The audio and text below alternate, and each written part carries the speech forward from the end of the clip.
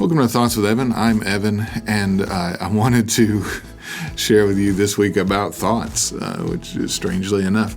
I have a lot going on right now, which I know a lot of us do, but I'm looking to graduate in almost a little over a month.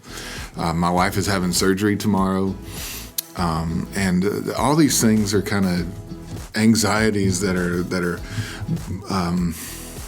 stacking on top of each other and really quieting out the voice of God. That's what happens when these anxieties kind of build up in my head. And one of the ways they do that is I just stop doing my Bible study. I haven't done it for a couple of days, and it's because I go to things that comfort me rather than challenge me, like reading the Bible does challenge me to become a better person, to trust in God more rather than my own understanding of things. But when I feel this way, I go to comforts, and one way I do that is reading things that comfort me. Like, I really like reading comic books, not my textbooks, that give me enjoyment and comfort rather than something that's hard. So another way I do this is through food. And yesterday, even though I'm not supposed to, because Nikki has bought us all kind of food for lunch, I went out to eat. And something happened that I didn't expect. Somebody bought my lunch, and they said it was a blessing to them. And it really kind of spoke to me about God's provision.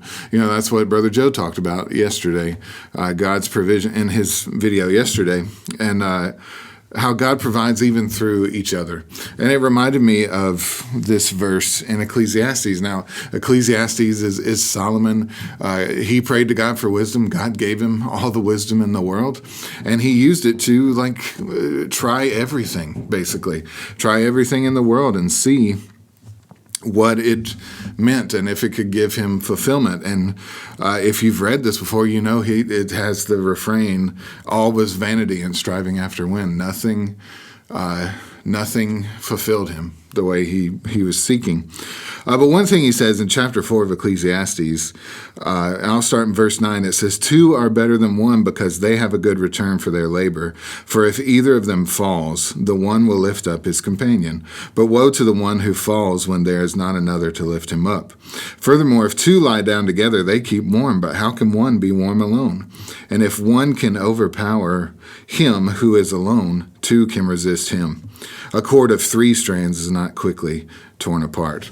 So in his wisdom, he speaks of how it's good to not go through life alone. And, you have the Lord, and that's the best thing, but the Lord provides sometimes through each other. And, and it points to God. That blessing of that meal pointed me back to remember that I need to trust in God for all these things.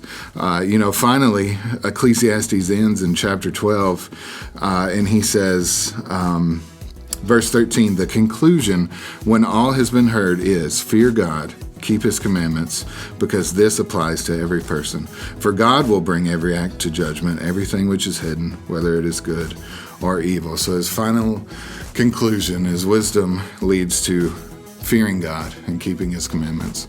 And God will bring about everything, whether good or evil. He will bring it all to good, as we know Paul says later in Romans.